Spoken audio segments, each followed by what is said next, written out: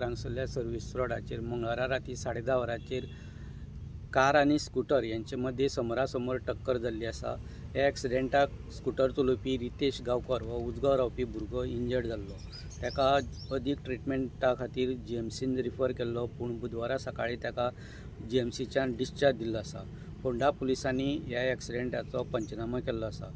पुलिसांनी दिल्ल्या म्हायती प्रमाणे स्कूटर चलोवपी रितेश गांवकर हो फोंडेच्यान उजगांव सर्वीस रोडान वयतालो आनी त्या वेळार फुडल्यान येयल्ल्या कारीचो ताका अंदाज येयलो ना आनी ताका हो धक्को बसलेलो आसा आनी हो एक्सिडेंट जाल्लो आसा।